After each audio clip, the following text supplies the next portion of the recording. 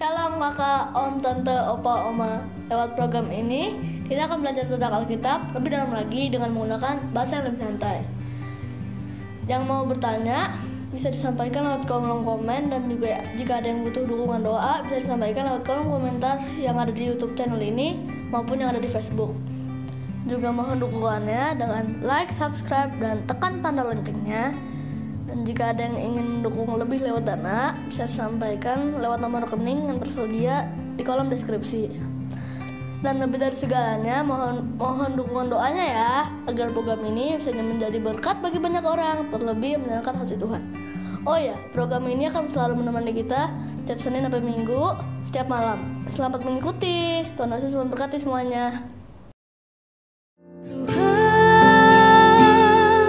ini tugas kami, beri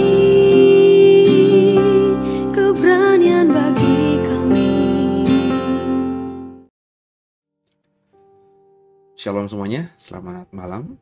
Senang kembali bersama dengan saudara, ketemu di digital ministry kami di channel YouTube dan Facebook ini dalam program Deep Talk with Pase, Tadarusan Alkitab kita.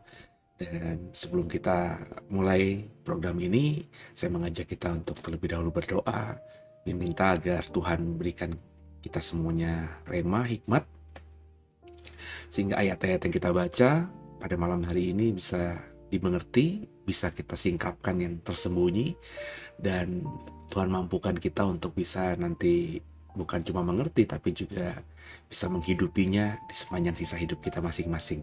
Tundukkan kepala kita, doa.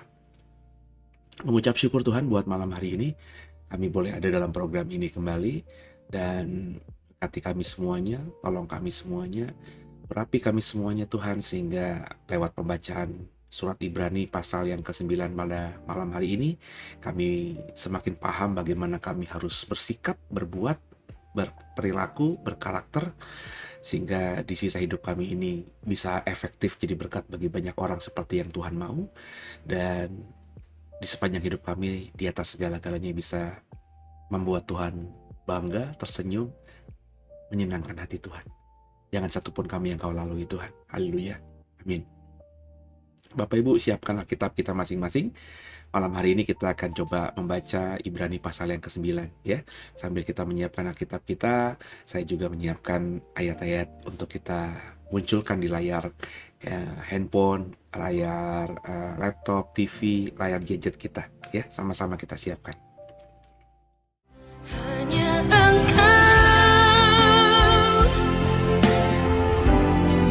pribadi yang mengenal hatiku, tiada yang tersembunyi bagimu, seluruh isi hatiku Kau tahu. Ya, perikopnya pasal 9 diberi judul tempat kudus di bumi dan di surga. Jadi kita coba saudara ya, kita membacanya satu persatu dari ayat yang pertama dan seterusnya di pasal 9 ini. Mari bersama-sama. Memang perjanjian yang pertama juga mempunyai peraturan-peraturan yang ibadah dan untuk tempat kudus buatan tangan manusia. Ini maksudnya perjanjian pertama itu Taurat atau hukum Taurat, baik lisan maupun juga tertulis yang diterima oleh orang Israel itu di padang gurun, terutama dimulai dari Sinai. Saudara ya, ada banyak aturan yang diberikan Tuhan, ditetapkan Tuhan kepada Musa untuk dilakukan oleh orang Israel sebagai bagian dari perjanjian yang pertama itu ya. Ayat kedua, sebab ada dipersiapkan suatu kemah, yaitu bagian yang paling depan, dan di situ terdapat kaki dian dan meja dengan roti sajian. Bagian ini disebut tempat yang kudus ya. Ini bicara mengenai tempat kudus buatan tangan manusia, yakni kemah suci ya. Di perjanjian yang pertama itu ada bagian yang paling depan yang disebut dengan ruang kudus. Di dalamnya ada kaki dian dan juga ada tempat untuk roti sajian. Ayat 3. Di belakang tirai yang kedua terdapat suatu kemah lagi yang disebut tempat yang maha kudus. Jadi tirai yang pertama itu masuk dari pelataran, dari halaman ke ruang kudus. Di situ ada kaki dian dan juga ada roti sajian. Dan ketika sudah berada di ruang kudus itu ada tirai lagi yang kedua, masuk ke dalam lagi ke area yang disebut dengan ruang maha kudus gitu ya. Dan ayat 4, di situ terdapat mezbah pembakaran ukupan dari emas dan tabut perjanjian yang seluruhnya disalut dengan emas. Di dalam tabut perjanjian itu tersimpan buli-buli emas berisi mana, tongkat Harun yang pernah bertunas, dan loh-loh batu yang bertuliskan perjanjian. Dan di atasnya kedua kerup kemuliaan yang menaungi tutup perdamaian. Tapi hal ini tidak dapat kita bicarakan sekarang secara terperinci. Jadi penulis Ibrani mengingatkan lagi ya, apa yang sebenarnya sudah dipahami oleh orang-orang Kristen yang berasal dari suku Ibrani atau bangsa Ibrani ya. Sejarah masa lalu mereka tentang ruang atau kemah yang pertama dalam bagian perjanjian yang pertama itu, yakni ruang kudus, ruang maha kudus. Dan ruang maha kudus di sini diingatkan kembali, di situ ada pembakaran ukupan ya dari emas, wangi-wangian, sehingga di ruangan itu tuh memang selalu wangi sekali. Itu melambangkan kemuliaan Tuhan dan penghormatan yang tertinggi yang kita berikan kepada Tuhan, karena Tuhan di dalam konteks perjanjian yang pertama itu di kemah suci itu bertahta benar-benar di atas tabut perjanjian itu. Yang dalam tabut perjanjian itu tersimpan buli-buli emas ya, kayak kantong gitu, tapi dibuat dari emas yang berisi roti mana ya, yang menjadi makanan Israel selama hampir 40 tahun di padang gurun. Kemudian juga tongkat Harun yang bertunas. Jadi Harun dalam perjanjian lama pernah diceritakan tongkatnya itu bertunas ya, dan hidup maksudnya. Dan loh batu yang bertuliskan perjanjian 10 perintah Tuhan atau perjanjian Taurat itu ya. Kemudian di dalam tabut itu di atasnya ditaruh kerub atau malaikat penjaga. Ini kerub bicara mengenai misalnya yang diingat orang Israel itu adalah sosok yang menjaga Taman Eden ketika manusia jatuh dalam dosa ya. Kemudian ayat 6-nya. Demikianlah caranya tempat yang kudus itu diatur. Maka imam-imam senantiasa masuk ke dalam kemah yang paling depan itu untuk melakukan ibadah mereka. Jadi imam-imam itu pelayanan mereka untuk melakukan ibadah di kemah yang paling depan. Apa itu ruang kudus? Tapi ke dalam kemah yang kedua hanya imam besar saja yang masuk sekali setahun. Dan harus dengan darah yang ia persembahkan karena dirinya sendiri. Dan karena pelanggaran-pelanggaran yang dibuat oleh umatnya dengan tidak sadar. Jadi imam-imam yang biasa hanya bisa masuk beribadah di ruang kudus. Sedangkan di ruang yang berikutnya, di dalam tirai yang kedua, itu ruang maha kudus yang ada tabut perjanjian dan juga meja ukupan tadi. Itu hanya imam besar saja, itu pun setahun sekali masuk ke sana. Dan ketika dia mau masuk ke sana, dia harus mempersembahkan korban darah ya untuk dirinya sendiri dan juga untuk pelanggaran-pelanggaran umat yang tidak disengaja. Ya. Jadi dia harus suci dulu. Kenapa saudara? Karena kan hierarkinya kalau orang Israel datang ke kemah suci ini dia harus persembahkan korban bakaran ya. Korban bakaran terutama bagi korban penebus salah atau penebus dosa. Berarti dosa yang disengaja. Dosa yang sengaja itu yang diingat harus diakui lewat korban darah binatang di mezbah di luar kemah suci. Itu artinya orang Israel, bangsa Israel, umat Israel itu harus mengakui dosanya, harus kudus. Untuk itulah imam-imam melakukan bagian itu sebagai pengantara antara umat dengan Tuhan. Upacara pemotongan hewan kurban, pemercikan darah dilakukan oleh imam.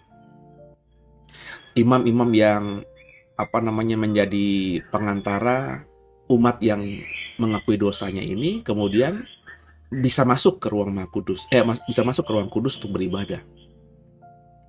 Tapi untuk masuk ke ruang maha kudus tuh bukan cuma imam, tapi bukan imam lagi, tapi hanya imam besar. Dan imam besar ini harus mengkuduskan dirinya dan juga dosa umat Israel, bangsa Israel yang tidak disengaja dengan cara dia harus mengorbankan korban darah itu. Jadi memang ada hierarkinya, ada prosedurnya, sehingga menggambarkan bahwa orang yang masuk ke ruang maha kudus ini harus benar-benar selesai atas dosa yang disengaja dan dosa yang tidak disengaja. Jadi imam besar ini harus masuk ke ruang kudus, gambarannya harus tanpa cacat celah. Selesai dengan dosa umat, mewakili umat yang sudah mengakui dosanya dengan sengaja, dan juga dosa-dosa yang nggak disengaja, yang tidak disadari, itu juga harus diakui. Ya.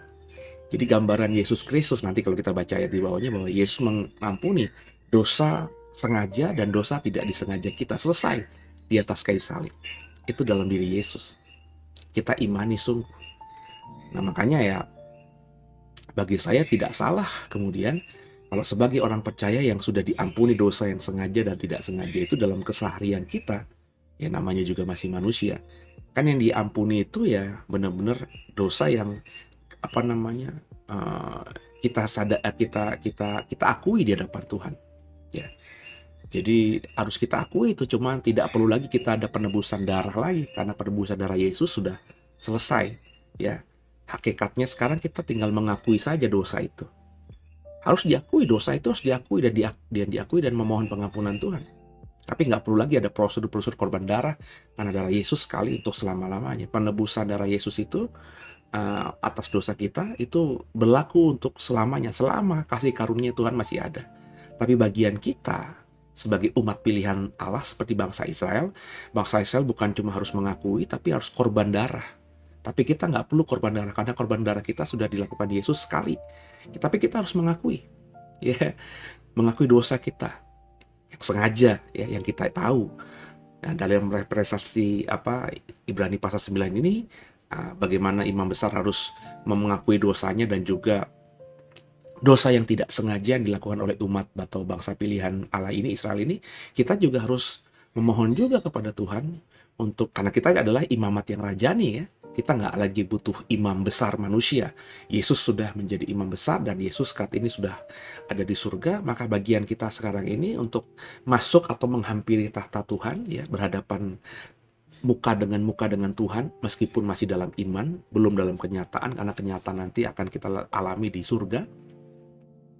Hari ini kan kita dengan iman kita datang ke tahtanya Tuhan ya. Kita harus mengakui dosa kita dan juga dosa yang tidak sengaja. Ya. Dan Tuhan pasti akan mengampuni. Karena firman Tuhan banyak mengatakan jika kita mengaku dosa, Allah itu setia adil, Allah akan mengampuni dosa kita. Jadi kita harus datang dengan hati yang seperti itu. Karena memang di perjanjian lama pun prosedurnya seperti itu. Jadi nggak ada salahnya kita lakukan itu. Jadi memang dosa kita sudah diampuni, saudara. Tapi kita harus akui.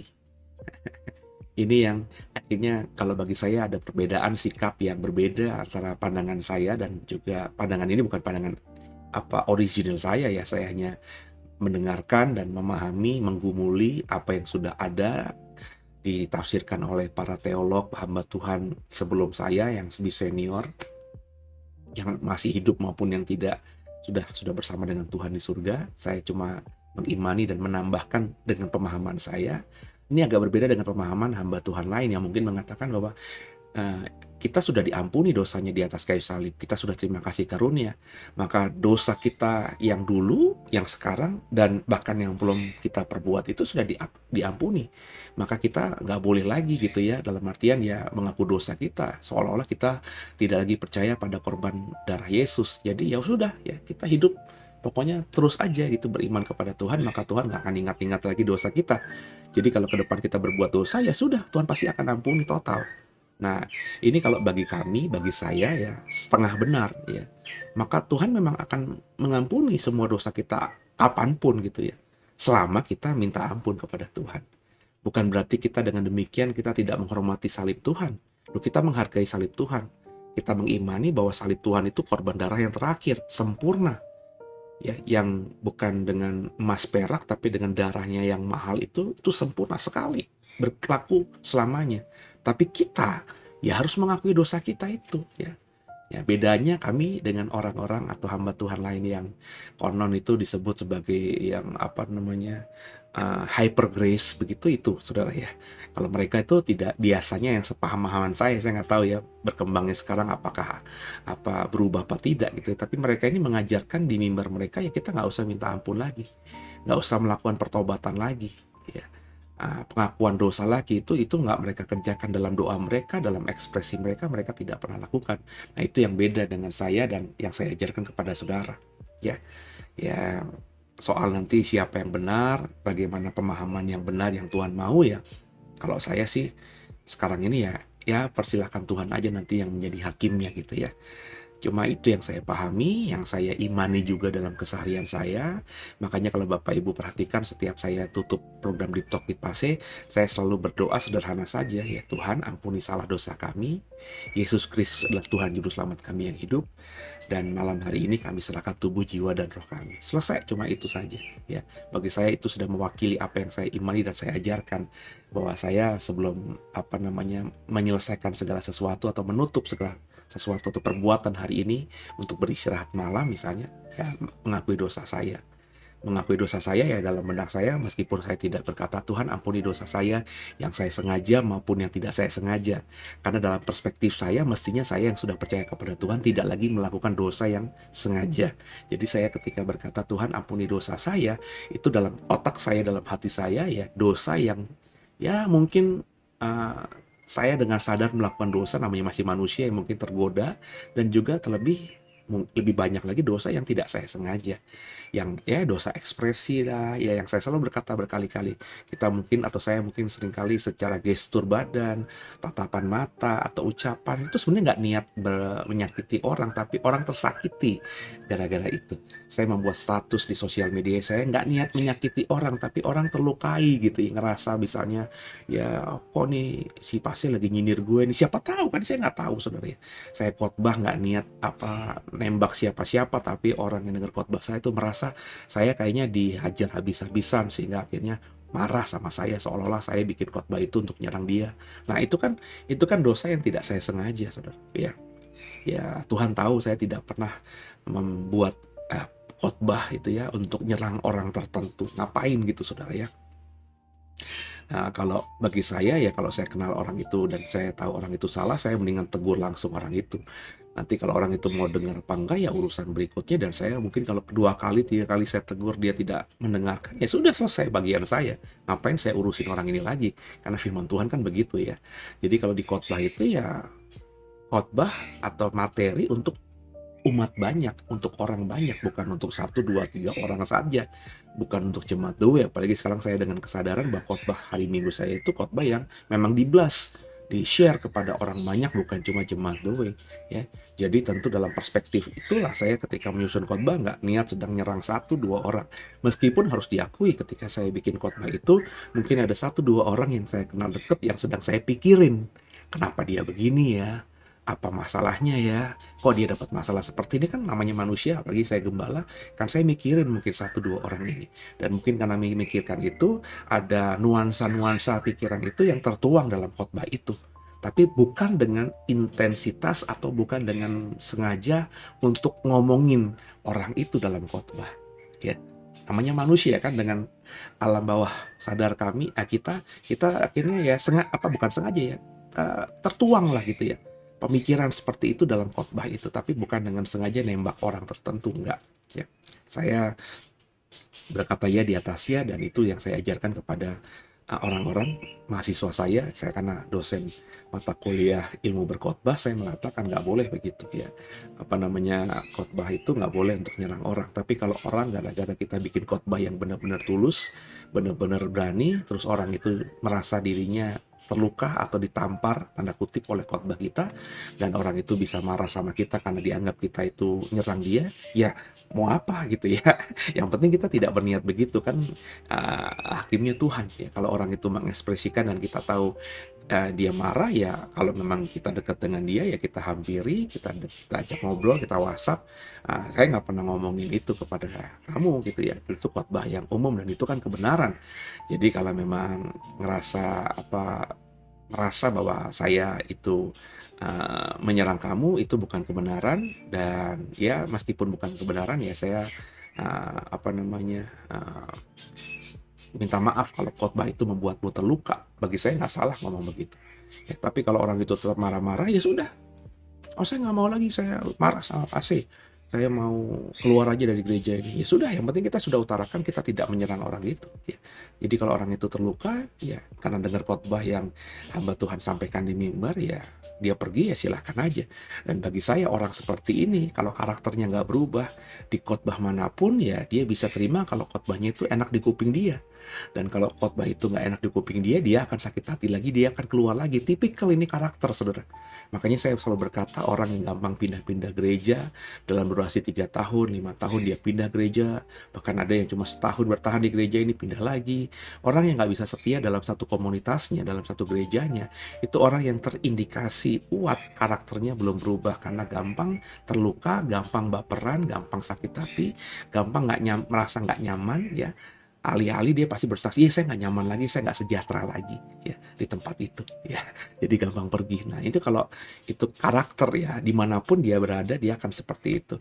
Ketika khotbahnya enak di kuping, ya dia di stay di situ memberkati gereja itu. Tapi ketika khotbah hamba Tuhan tertentu di gereja itu sudah melukai kupingnya, dia nggak nyaman di telinganya, ya dia bisa akhirnya marah sama hamba Tuhan dan gereja tersebut, dan akhirnya gampang dengan mudah angkat koper pindah cari gereja lain. Dan orang-orang juga, saudara mungkin jadi jangan-jangan juga orang yang gampang yang sering pindah-pindah gereja, nggak mau tertanam di satu gereja, itu mungkin karakter juga ya, karakter yang benar-benar belum berubah. Yang maafkan saya, itu orang Kristen yang model begini, orang Kristen yang belum hidup dalam pertobatan, karena hidupnya masih kedagingannya kuat ya. Dia masih mikirin perasaannya dia, padahal mestinya dia benar-benar harus mengarahkan dirinya termasuk perasaannya hanya untuk memikirkan perkara-perkara yang di atas, bukan perkara-perkara di bawah yang notabene adalah perkara-perkara dirinya, perasaannya itu ya. Jadi kita nggak boleh jadi orang Kristen begitu, saudara ya. Lanjut ya. Ayat 8. Dengan ini Roh Kudus menyatakan bahwa jalan ke tempat yang kudus itu belum terbuka selama kemah yang pertama itu masih ada, ya. Karena memang harus diwakili terus oleh imam besar setahun sekali untuk itu. Jadi belum free. Bahkan umat itu jangankan ke ruang kudus aja nggak boleh. Imam-imam yang statusnya imam hanya sampai di ruang kudus, nggak boleh masuk ke ruang maha kudus, ya. Ayat 9. Itu adalah kiasan masa sekarang. Sesuai dengan itu dipersembahkan korban dan persembahan yang tidak dapat menyempurnakan mereka yang mempersembahkannya menurut hati nurani mereka. Karena semuanya itu, di samping makanan dan minuman dan berbagai macam pembasuhan, hanyalah peraturan-peraturan untuk hidup insani, hidup manusiawi gitu, hidup kedagingan gitu ya, yang hanya berlaku sampai tibanya waktu pembaharuan. Jadi prosedur-prosedur tadi ya harus mempersembahkan korban penebus salah. Kemudian imam melakukan, imam baru boleh masuk ke ruang kudus.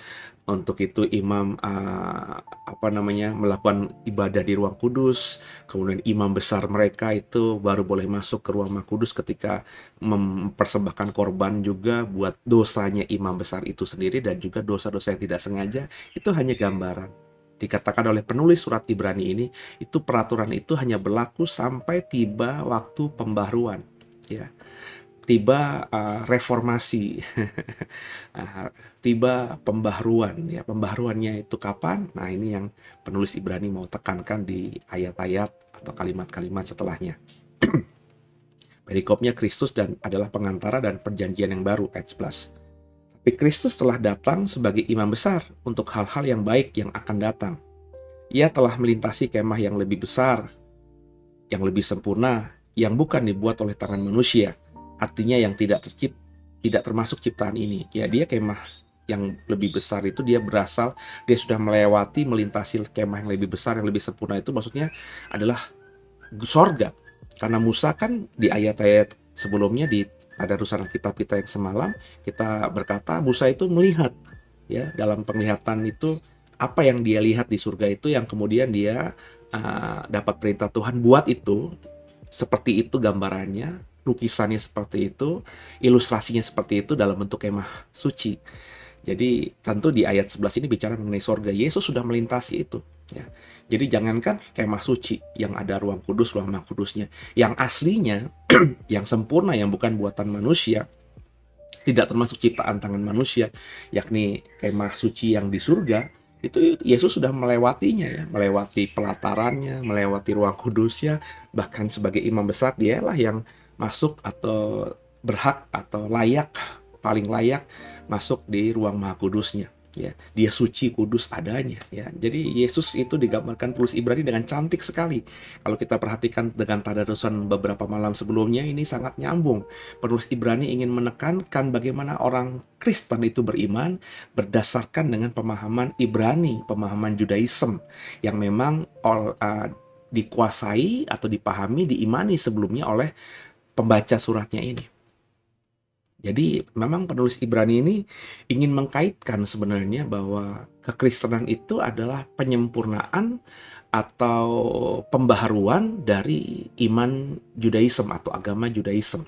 Ya, jadi memang ini berkelanjutan. Itu makanya PL harus kita pelajari untuk bisa memahami PB. Itu makanya juga agama Yahudi ya patut kita perhatikan juga, pahami juga supaya kita bisa mengimani agama Kristen kita ini, ya. Jadi ini yang harus dipahami. Bukan berarti kita lagi kembali pada penekanan PL seperti yang dikerjakan oleh beberapa hamba Tuhan lainnya, ya. Perayaan-perayaan ibadah-ibadah besar PL dilakukan kembali, gaya ibadahnya dengan pakai segala atribut-atribut PL dilakukan kembali, bukan itu, ya. Kita pelajari PL, saya pelajari PL juga benar, ya, sungguh, ya, dalam, ya. Tapi ya untuk supaya saya bisa menghargai dan menempatkan diri saya, bagaimana saya menghormati dan juga melakukan atau mengimani, menghidupi apa yang perjanjian baru yang disempurnakan dari perjanjian lama ini, yang saya imani sekarang ini, gitu, ya. Nah, itu penting makanya. Lanjut ayat 12. Dan ia telah masuk satu kali untuk selama-lamanya ke dalam tempat yang kudus, bukan dengan membawa darah domba jantan dan darah anak lembu, tapi dengan membawa darahnya sendiri. Dan dengan itu ia telah mendapat kelepasan yang kekal. Itu ketika dia jadi manusia, dia sudah memberikan darahnya yang memang kudus adanya itu ya. Jadi darahnya itu membawa kelepasan, penebusan salah, penebusan dosa ya secara kekal ya, sekali untuk selamanya. Sebab jika darah domba jantan dan darah lembu jantan atau percikan abu lembu muda menguduskan mereka yang najis sehingga mereka disucikan secara lahiriah ya, itu kalau yang korban-korban sesuai peraturan manusia, peraturan Taurat itu ya, itu mengindikasikan setelah dilakukan bangsa Israel, umat manusia disucikan secara lahiriah ya, betapa lebihnya darah Kristus ya. Kalau darah domba, darah lembu muda juga itu bisa menyucikan manusia atau bangsa Israel. Terlebih lagi darah Yesus maksudnya gitu ya, yang oleh roh yang kekal telah mempersembahkan dirinya sendiri kepada Allah sebagai persembahan yang tak bercacat, akan menyucikan hati nurani kita dari perbuatan-perbuatan yang sia-sia supaya kita dapat beribadah kepada Allah yang hidup. Nah, penulis Ibrani mulai menggambarkan, membandingkan antara darah Yesus Kristus dengan darah korban binatang biasa gitu ya. Dan kompirasi ini akhirnya di ayat-ayat ini kita bisa mestinya memahami bahwa darah Yesus tidak bisa disandingkan ya, jauh lebih maha ya dibandingkan darah korban binatang, meskipun itu adalah kambing, domba, lembu jantan muda yang tak bercacat celah ya. Itu di PL yang paling mulia, yang paling luar biasa. Tapi darah Yesus jauh lebih mahal, jauh lebih indah daripada semua itu ya. Ayat 15. Karena itu ia adalah pengantara dari suatu perjanjian yang baru, supaya mereka yang telah terpanggil dapat menerima bagian kekal yang dijanjikan. Sebab ia telah mati untuk menebus pelanggaran-pelanggaran yang telah dilakukan selama perjanjian yang pertama. Jadi karena perjanjian yang pertama itu ya memang tidak sempurna, makanya orang harus setiap tahun, bangsa Israel melakukannya berkali-kali ya. Itu berarti kan ada ketidaksempurnaan dari implementasi atau dari pelaksanaan perjanjian pertama itu ya. Nah, Yesus akhirnya menyempurnakan itu ya. Pelanggaran-pelanggaran yang terjadi, ketidaksempurnaan yang terjadi akibat peraturan yang pertama itu ya, itu sudah diselesaikan oleh Yesus. Makanya dalam beberapa ayat Yesus itu adalah menggenapi ya. Yesus adalah sosok yang menggenapi perjanjian yang pertama. Hukum Taurat digenapi dalam hidupnya Yesus. Ya, jadi pelanggaran-pelanggaran yang pertama itu ya akhirnya selesai kalau Bapak Ibu dan saya percaya kepada Yesus ya. Ayat 16. Sebab di mana ada wasiat, di situ harus diberitakan tentang kematian pembuat wasiat itu. Iya dong, ya. Wasiat itu tidak akan berlaku kalau pembuat wasiat itu belum mati, kan benar. Ya kan? Bapak Ibu mau mempersiapkan supaya kalau kita mati nanti semuanya running well. Misalnya Bapak Ibu punya 2 anak, misalnya biasanya kalau ngomongin wasiat itu kan bicara mengenai bukan saja pesan amanah ya, apa amanat ya, tapi juga pembagian harta milik ya dari kita yang nulis surat waris itu. Misalnya kepada anak pertama, nanti kamu dapat rumah ini ya, rumah papa ini kamu yang nanti memilikinya. Terus kepada adiknya yang bungsu, nanti mobil papa dan motor papa ini punya kamu ya, silahkan nanti diapakan saja, mau dijual kah, mau dipertahankan kah, ini hak kamu ya. Nanti bagian lagi misalnya tabungan ya, nanti kamu tabungan papa yang ada di bank ini nanti diurus, nanti dibagi 2 sama rata ya. Itu hak kalian pergunakan untuk rumah tangga kalian. Itu kan ditulis sama si papa ini ya, si ayah ini ya, si papa ini ya. Tapi kalau bapaknya ini belum mati ya, surat wasiat itu nggak berlaku dong gitu ya. Makanya saya pernah bikin khotbah kan, perumpamaan anak bungsu dan anak sulung itu benar-benar si anak bungsu ini kurang ajar. Karena meskipun itu haknya dia, tapi si bapak kan belum mati ya. Itu baru wasiat saja ya, tapi belum berlaku karena si bapak belum mati, tapi dia udah minta haknya. Ini kurang ajar banget gitu saudara ya. Jadi kita memahami itu ya. Jadi Wasiat itu baru berlaku ketika si pembuat wasiat itu mati. Itulah sebabnya ayat 18, maka perjanjian yang pertama tidak disahkan tanpa darah. Harus ada kematian, harus ada korban binatang dulu, baru sah gitu kan. Saya mau mengaku salah saya beriman, dosa saya diampuni. Kalau saya orang perjanjian lama, harus ada kematian dulu. Nah, kematian siapa? Kematian saya ya, yang diwakili lewat korban binatang itu. Makanya ketika sebelum binatang korban yang saya persembahkan itu harus dibunuh, disembelih, saya harus meletakkan tangan saya di kepala atau di atas tubuh binatang ini sebagai representasi dosa saya yang sengaja itu ditanggungkan kepada binatang ini, sehingga saya yang mestinya karena dosa harus mati, karena ditanggungkan dosa saya kepada binatang itulah yang menanggung kematian itu, disembelih cret, maka saya selesai, nggak punya hutang lagi, kan begitu saudara ya. Itu konteksnya seperti itu. Ayat 19, sebab sesudah Musa memberitakan semua perintah hukum Taurat kepada seluruh umat, ia mengambil darah anak lembu dan darah domba jantan serta air dan bulu merah dan hisop, lalu memercikkan kitab itu sendiri, dan seluruh umat. Itu perjanjian darahnya begitu ya. Jadi Taurat yang tertulis yang merupakan notabene adalah perjanjian yang disepakati oleh Tuhan ya, yang harus disepakati juga oleh orang Israel.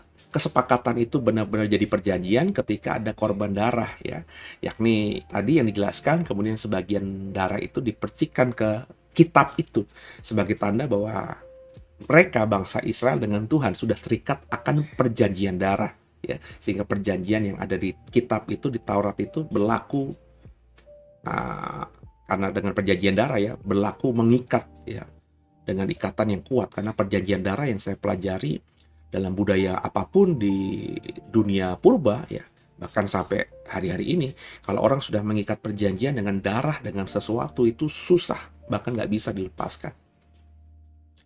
Makanya kalau ada orang bersaksi misalnya saudara ya, saya sudah pernah mengikat perjanjian darah dengan setan, dengan iblis, dengan ya pokoknya sebutan mereka apalah gitu ya. Darahnya sudah secara sadar di masa lalu ditumpahkan ya di cawan tertentu untuk dipersembahkan sebagai persembahan darah atau perjanjian darah kepada roh jahat ya, mau setan, mau iblis, mau dewa, mau dewi, pokoknya apapun itu bentuknya. Itu susah saudara, susah lepasnya.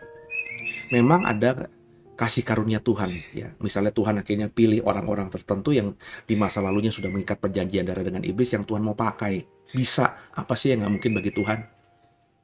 Tapi ada intervensi khusus Tuhan di sini. Ya. Tuhan karena memang sudah mau pakai orang ini mungkin untuk bersaksi ya, untuk menceritakan kesalahan di masa lalunya, keterikatan di masa lalunya, masalah di masa lalunya. Ketika dia bertobat, hidup baru, dia bisa sharingkan itu kepada orang banyak supaya orang banyak nggak melakukan kebodohan yang sama seperti yang dilakukan dia di masa lalu. Tuhan bisa pilih orang ini. Sehingga ikatan perjanjian darah yang mengikat luar biasa kuatnya dengan iblis itu bisa selesai karena intervensi Tuhan. Tapi tolong pakai logika saudara. Apakah semua orang yang mengikat perjanjian darah dengan iblis itu Tuhan mau pakai semuanya gitu? Sehingga Tuhan selalu berintervensi. Itu makanya selalu saya mengatakan kalau ada orang yang bersaksi bahwa saya sudah pernah mengikat perjanjian darah dengan iblis, dengan Satan. Saya sudah pernah jadi permaisurinya Lucifer, Satan. Saya pernah jadi jenderalnya Satan. Bapak Ibu, kalau orang-orang sudah mengaku begini berarti dia sudah terikat perjanjian darah dengan Satan atau Lucifer atau iblis, atau sebutinlah nama-nama yang diberikan oleh dunia kepada sosok jahat ini. Itu kalau mereka bersaksi ya, saya sudah menjadi Kristen, bertobat. Nah ini harus diuji dalam sekali saudara. Jangan langsung mudah diterima gitu. Wow, sudah jadi jenderalnya Satan, sudah jadi permaisurnya Satan, terus bertobat, terus dengan mudah kita undang dia untuk beri kesaksian di mimbar gereja kita. Bahkan dengan mudah nggak lama kemudian orang yang punya masa lalu seperti ini kita izinkan untuk berkhotbah di mimbar kita.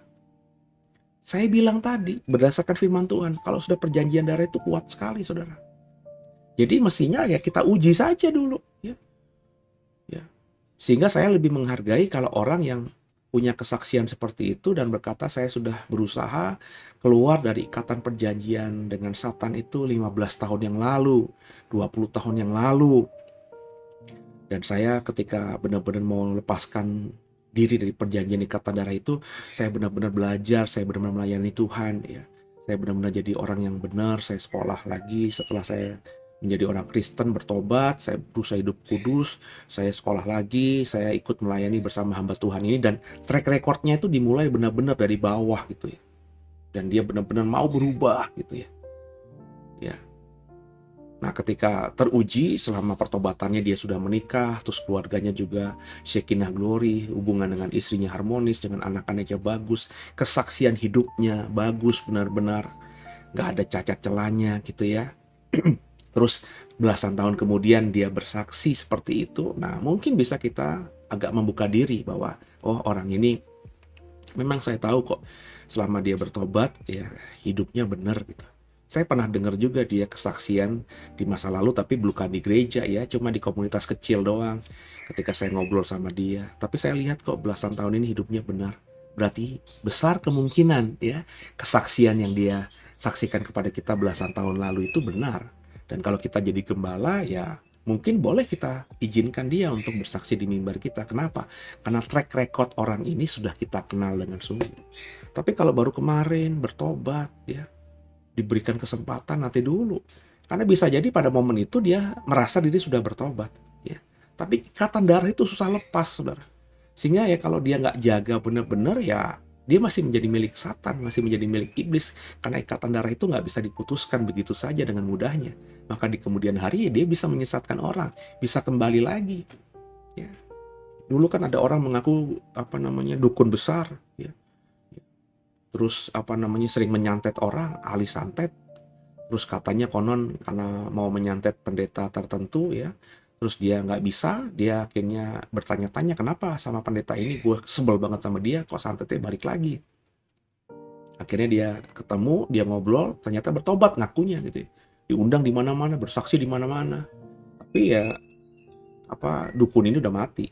Tapi sebelum dia mati, saya masih ingat banget ya, itu di dalam beberapa pemilu sebelumnya ya, sebelum pemerintahan Jokowi ini ya, dia sempat juga ya melemparkan santet dan lain sebagainya. Lah kok kembali lagi? Itu tadi saya bilang, kalau orang sudah pernah jadi dukun hebat ya, dan memang dia punya kesaksian sebagai dukun itu terkenal sekali ya, dan dia tiba-tiba bertobat, itu mestinya harus diragukan ya pertobatannya. Paling tidak bukan diragukan lah ya, bahasa saya kurang tepat, tapi ya diuji dulu pertobatannya. Jangan langsung dikasih panggung ya. Sehingga kalau dikasih panggung ya khotbahnya akhirnya ya sebenarnya bukan sesuatu iman yang sempurna, iman yang tulus, iman yang murni ya. Ya karena tadi ya, dukun ini saya masih ingat ya, di akhir hidupnya dia nggak Kristen lagi tuh. Dia santet sana santet sini ya, kembali lagi dalam dunia okultismenya. Padahal dia pernah bersaksi di gereja, dan gereja banyak mengundang dia dalam kesaksian. Kenapa? Karena tadi ya mengaku pernah bertobat gitu. Hati-hati dengan hal ini saudara ya. Itu juga ya gambarannya, kalau orang sudah terikat dengan agamanya hari ini ya, agama lamanya dalam bahasa kita hari ini ya, begitu kuatnya, terus dia tiba-tiba bertobat dengan alasan apapun menjadi orang percaya, mestinya juga diuji dulu saudara. Karena ikatan dengan agama lamanya itu begitu kuat. Mungkin dia benar-benar sudah bertobat, tapi karena ikatan terhadap kitab sucinya yang di lama itu begitu kuat, akhirnya kalau kita mudah kasih mimbar gereja untuk dia berdiri, maka yang dikhotbahkan ya ayat-ayat dari kitab suci lamanya. Meskipun ayat-ayat yang dipakai itu ayat-ayat yang memang mendukung iman Kristen barunya ini dan menjelekkan atau kelemahan yang dia rasa ada di kitab suci lamanya itu. Tapi kan ngapain itu di mimbar Kristen, di mimbar gereja, yang disampaikan bukan Alkitab, bukan firman Tuhan, tapi adalah kitab suci agama lain. Secara etika, secara moral kan nggak pas gitu saudara ya. Ya makanya saya tidak terlalu gimana gitu ya. Mungkin berbeda dengan saudara yang gampang mengagumi ya. Saya menghargai orang yang bertobat itu ya. Tapi saya akan lihat dulu ya, bagaimana sepak terjang pertobatannya. Apakah benar-benar bertobat sungguh. Maka saya tidak terlalu kagum kalau ada selebritas ya, selebgram atau orang top lah di bangsa ini yang bertobat jadi Kristen ya. Biasa aja tuh, nggak pernah heboh, nggak pernah terkagum-kagum, nggak pernah dengar kesaksiannya diulang-ulang gitu. Lihat aja nanti gitu ya. bertahun-tahun kemudian, ya. Baru setelah mungkin 10 tahun lah, ya, yang saya tahu bahwa hari ini dia bertobat, 10 tahun ke depan kalau saya masih hidup, ya mungkin saya coba cek lagi ya. Kalau dia masih jadi selebritis kan tentu pertinggal beritanya, kehidupan keluarganya itu masih ada gitu ya, masih update gitu ya. Saya lihat, oh iya, ternyata tetap malah sekarang ini melayani Tuhan luar biasa. Ya kalau pelayanan baru-baru ketika bertobat ya itu mah semua bisa dilakukan oleh orang banyak, karena panggungnya lagi dapat. Artis tiba-tiba jadi Kristen, bertobat gitu ya, itu kan disorot, maka daya tarik kalau ada gereja ngundang, ya gereja pasti akan bukan saja mengundang jemaatnya, tapi juga orang-orang yang bukan berjemaat di gereja itu, karena yang khotbah yang bersaksi adalah artis yang terkenal, akan datang memenuhi gereja. Itu kan strategi bisnis, strategi pelayanan kalau nggak mau dibilang strategi bisnis, saudara ya. Tapi kalau 10 tahun kita lihat sebagai pendeta, sebagai gembala, artis ini tetap Kristen, bahkan tadinya yang bertobat kesaksian sudah diundang, dan 10 tahun dia terus melayani, bahkan memperlengkapi diri. Tadinya belum sekolah Alkitab, sekarang sudah sekolah Alkitab. Tadinya baru sekolah Alkitab, sekarang bahkan sekolah teologi ya, bahkan skripsinya bagus, tesisnya bagus ya. Bahkan sekarang dia misalnya mengajar di mana-mana. Ini ya, orang-orang seperti inilah yang boleh kita undang untuk memperkaya iman jemaat kita, supaya jemaat kita benar-benar semakin dewasa. Karena kesaksian yang disampaikan memang sudah teruji ya, bukan kemarin sore kesaksiannya, tapi sudah bertahun-tahun lewat, dan dia konsisten menjaga hidup pertobatannya. Itu yang saya kepengen seperti itu, saudara ya. Lanjut saudara ya, ayat 20, sambil berkata, inilah darah perjanjian yang ditetapkan Allah bagi kamu ya. Dan juga kemah dan semua alat untuk ibadah dipercikan secara demikian dengan darah. Itu kemah suci yang pertama itu ya, peraturan yang pertama itu semuanya harus diperciki darah, saudara. Darah perjanjian itu ya. Dan hampir segala sesuatu disucikan menurut hukum Taurat dengan darah. Tanpa penumpahan darah tidak ada pengampunan. Perhatikan baik-baik. Di dalam peraturan yang pertama, perjanjian Taurat itu, tanpa penumpahan darah tidak ada pengampunan. Jadi memang sudah diajarkan Tuhan. Perjanjian lama itu kan lukisan, gambaran, prototipe gitu, saudara ya. Ada korban darah, ya maka korban darah itu memang sesuatu yang harus, sesuatu yang tinggi ya. Kalau nggak ada penumpahan darah, nggak ada pengampunan. Ayat 23. Jadi segala sesuatu yang melambangkan apa yang ada di surga haruslah ditahirkan secara demikian. Tapi benda-benda surgawi sendiri yang oleh persembahan-persembahan yang lebih baik daripada itu ya. Maafkan saya baca ulang ya. Jadi segala sesuatu yang melambangkan apa yang ada di surga haruslah ditahirkan secara demikian. Tapi benda-benda surgawi sendiri oleh persembahan-persembahan yang lebih baik daripada itu. Nah, jadi kemah suci itu kan gambaran dari segala sesuatu atau lambang dari segala sesuatu yang Musa lihat di surga. Nah, itu semua harus ditahirkan dengan cara darah tadi, korban darah tadi, supaya disucikan, dikuduskan. Kalau kitanya diampuni. Nah, tapi sesuatu yang benda-benda surgawi yang benar-benar dilihat Musa ketika ada di Sinai itu nggak perlu dengan korban darah, tapi harus dengan yang lebih baik daripada korban darah itu. Korban darah binatang tadi, korban darah lembu, kambing, domba, jantan muda tadi, harus lebih baik daripada itu. Ayat 24. Sebab Kristus bukan masuk ke dalam tempat kudus buatan tangan manusia yang hanya merupakan gambaran saja dari yang sebenarnya, tapi ke dalam sorga sendiri untuk menghadap hadirat Allah guna kepentingan kita. Jadi Yesus Kristus itu bukan cuma masuk ke ruang Maha Kudus di mana ada representasi Tuhan, kemuliaan Tuhan yang terpancar dari tabut perjanjian, tapi Yesus sendiri sudah pernah ya menghadap hadirat Bapa, hadirat Tuhan ya di sorga ya. Dia menghadap untuk kepentingan kita. Imam besar menghadap Tuhan di ruang Maha Kudus untuk kepentingan bangsa Israel. Yesus sebagai imam besar kita sudah menghadap langsung hadirat Tuhan di tahtanya Tuhan di surga untuk kepentingan kita, umat pilihannya. Waduh, keren banget sih. Itu gambaran, kemah suci itu gambaran apa yang sudah Yesus lakukan atau mau Yesus lakukan pada saat itu ya. Kalau dalam dimensi ruang dan waktu kita, apa yang dikatakan dalam penglihatan Musa itu belum dilakukan Kristus, tapi kan Musa ketika melihat penglihatan surga itu kan sifatnya kekekalan. Jadi Musa mungkin melihat apa yang sudah Yesus lakukan di masa depannya, di zaman perjanjian baru. Musa kan perjanjian lama kan, dan itulah yang Tuhan bilang kerjakan itu. Maka korban penebusan dosa oleh darah Kristus yang Musa mungkin lihat di apa namanya, di dalam penglihatannya ketika dia ada di puncak Sinai itu yang digambarkan dan diperintahkan Tuhan harus dilambangkan dengan korban lembu, domba dan kambing jantan muda gitu ya. Lanjut ya. Dan ia bukan masuk untuk berulang-ulang mempersembahkan dirinya sendiri sebagaimana imam besar setiap tahun masuk ke dalam tempat kudus dengan darah yang bukan darahnya sendiri. Ya. Jadi karena lebih mulia, lebih baik daripada korban binatang, ya, maka Yesus sekali saja cukup karena memang dia itu tak bercacat celah, sekali cukup untuk selama-lamanya.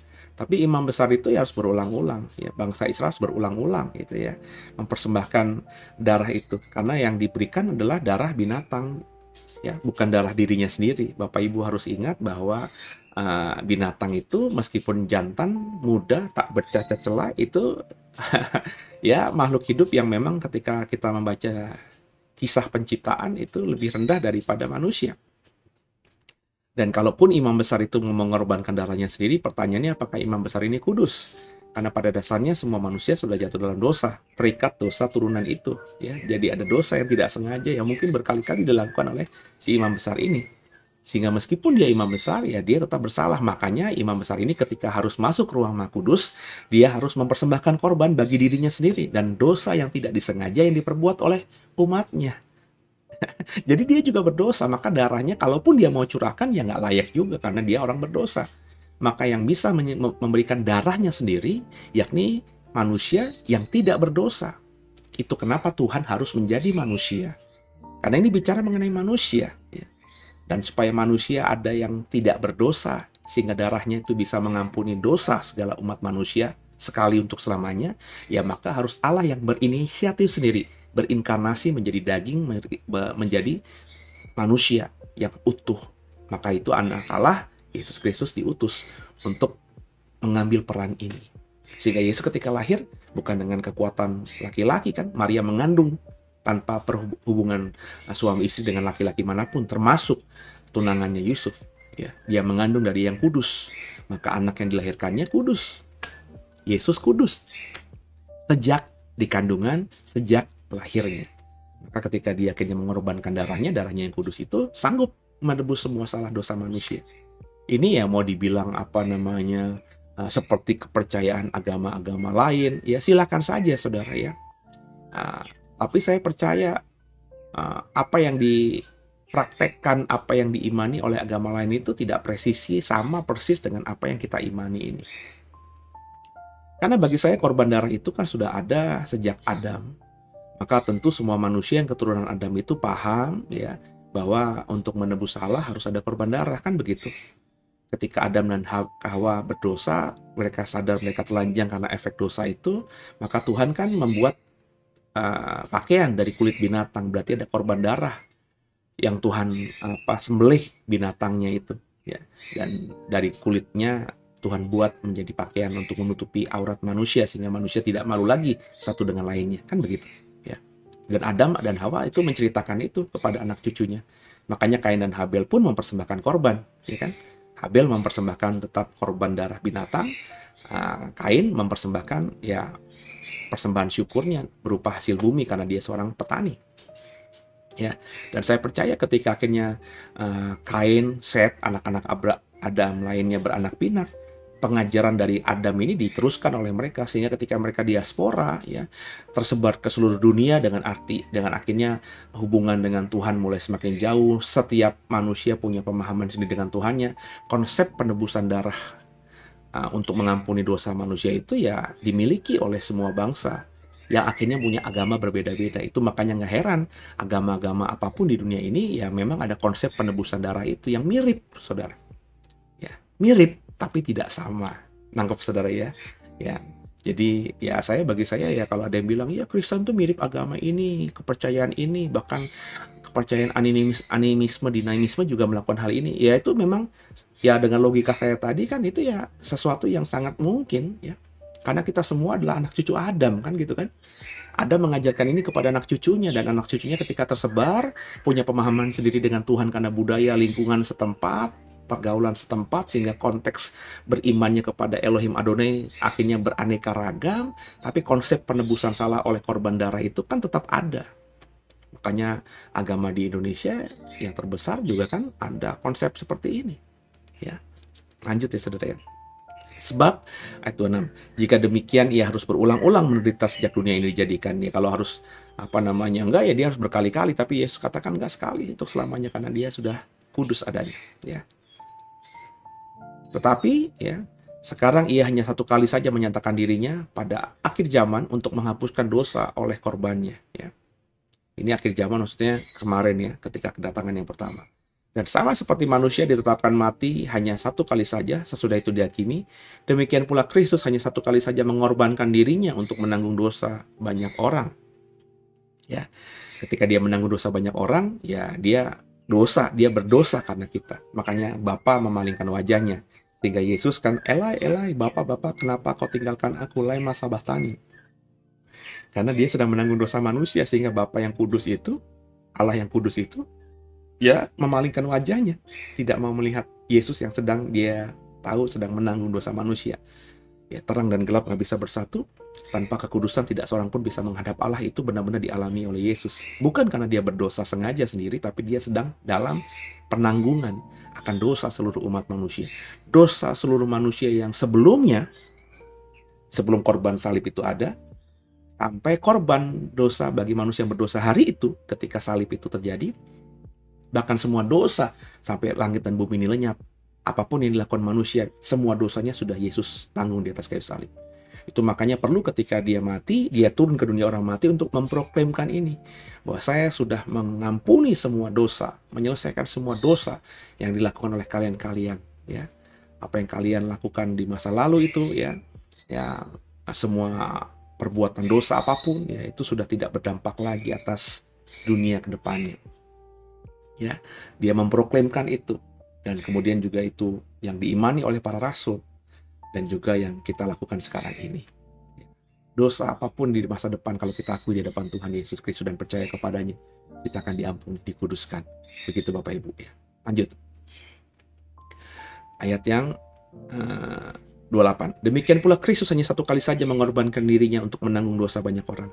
Sesudah itu ia akan menyatakan dirinya sekali lagi tanpa menanggung dosa, untuk menganugerahkan keselamatan kepada mereka yang menantikan dia. Jadi one day nanti Yesus akan datang kembali. Datang kembali bukan dengan tugas untuk menanggung dosa banyak manusia, tapi datang kembali untuk memberikan atau menganugerahkan keselamatan kepada semua manusia. Jadi dalam kedatangan yang pertama, kata penulis surat Ibrani, tujuan utamanya adalah mati menanggung dosa semua umat manusia sepanjang langit dan bumi ini ada. Tapi nanti di akhir langit dan bumi yang pertama ini, Yesus akan datang kembali untuk memberikan keselamatan kepada orang yang percaya kepadanya, supaya orang-orang ini bisa masuk dalam kerajaan surga yang kekal. Ke Yerusalem baru, langit baru, bumi baru, tempat kita akan berdiam dalam kekekalan bersama dengan Tuhan. Haleluya. Luar biasa ya. Semoga dipahami, semoga diberkati, dan semoga saudara semua yang mendengarkan program ini membagikan juga berkat yang kau dapatkan, pemahaman yang kau dapatkan kepada orang lain. Kalau kesulitan dengan bahasamu sendiri, ya ada baiknya kau sharingkan program ini, channel ini, atau program ini, rekaman hari ini. Bapak Ibu bisa download kah, Bapak Ibu bisa sharing aja langsung ya linknya kepada WhatsApp saudara-saudara ya, rekan saudara, sahabat saudara, orang Kristen yang kau kenal, supaya mereka juga dapat pemahaman yang benar ini, dan akhirnya sama-sama mengekspresikan iman syukurnya kepada Tuhan dengan benar, dengan menjaga kekudusan hidupnya. Semoga tadarus Alkitab kita malam hari ini memberkati semuanya. Haleluya.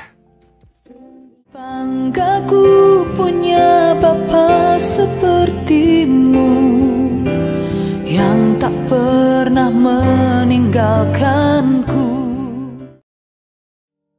Ya, kita sudah ada di penghujung acara malam hari ini. Senang bersama dengan saudara. Senang saya mendapatkan berkat dari program ini. Senang terlebih lagi memberkati saudara lewat program ini. Jauh lebih senang lagi kalau saudara merasa diberkati lewat program ini. Jauh lebih senang lagi daripada yang terakhir tadi. Kalau saudara juga karena diberkati lewat program ini, membagi berkat ini kepada orang lain. Bapak Ibu harus menjadi orang yang berefek domino ya. Kalau diberkati, berkatnya bukan untuk diri sendiri, tapi berkatnya dibagi bagi banyak orang. Itulah hakikat kekristenan. Jadi berkat bukan dinikmati sendiri, tapi di-sharing kepada banyak orang lainnya, supaya orang lain juga bisa merasakan berkat yang kau terima, yang kau imani dari Tuhan itu. Oke, selamat malam semuanya. Dan sebelum kita akhiri, Bapak Ibu bisa berikan saran, masukan, ya, atau mungkin juga pemahaman saudara, atau mungkin sekedar salam lewat kolom live chat yang ada, atau kolom komen yang ada, baik di YouTube maupun di Facebook, ya, supaya saya diberkati oleh salam saudara, oleh doa saudara. Dan kalau ada pertanyaan, saya juga bisa menemukan membacanya dan bisa saya jawab di malam setelah ini atau dalam program rekaman berikutnya, ya. Atau saya langsung jawab lewat kolom live chat atau kolom komentar gitu ya. Jadi sama-sama kita belajar bertumbuh kepada Tuhan lewat program sederhana ini. Tundukkan kepala, kita doa. Makasih Tuhan buat malam hari ini. Kami sudah belajar banyak dari Ibrani pasal 9. Ibrani pasal 9 ini memberkati dan membuka wawasan iman kami semakin luas, semakin mengerti. Dan Tuhan, tolong kirimkan Roh Kudus-Mu, utus Roh Kudus-Mu, perintahkan Roh Kudus-Mu untuk memberkati kami, sehingga apa yang kami pahami ini benar-benar membekas dalam hati kami, dan lebih dipertajam oleh rema yang Roh Kudus berikan kepada kami. Dan Roh Kudus juga kami berharap mampukan kami untuk bukan jadi pendengar firman, tapi jadi pelaku firman juga. Ampuni salah dosa kami. Yesus Kristus adalah Tuhan Juru Selamat kami yang hidup. Dan malam hari ini Tuhan Yesus, ke dalam tangan-Mu lah kami serahkan tubuh, jiwa, roh kami. Pakailah kami sesuka-sukanya Tuhan. Kami siap melayani Tuhan sampai kami mati nanti. Haleluya. Amin. Selamat malam, selamat beristirahat. Dan doa saya tidurmu diberkati. Esok pagi boleh bangun dengan tubuh yang bugar. Dan apapun yang kau lakukan, ya, karena ini sudah menjelang weekend, ya, mau liburan bersama keluarga, mau santai di rumah karena libur, atau punya aktivitas lain dalam pekerjaan kah, dalam bisnis kah, atau dalam acara keluarga, atau apapun itu, esok hari yang kau lakukan itu bisa jadi berkat bagi banyak orang. Dan tetap menyenangkan Tuhan, karena kau berusaha hidup benar, hidup kudus, menyenangkan hatinya Tuhan. Haleluya. Selamat malam. God bless you all.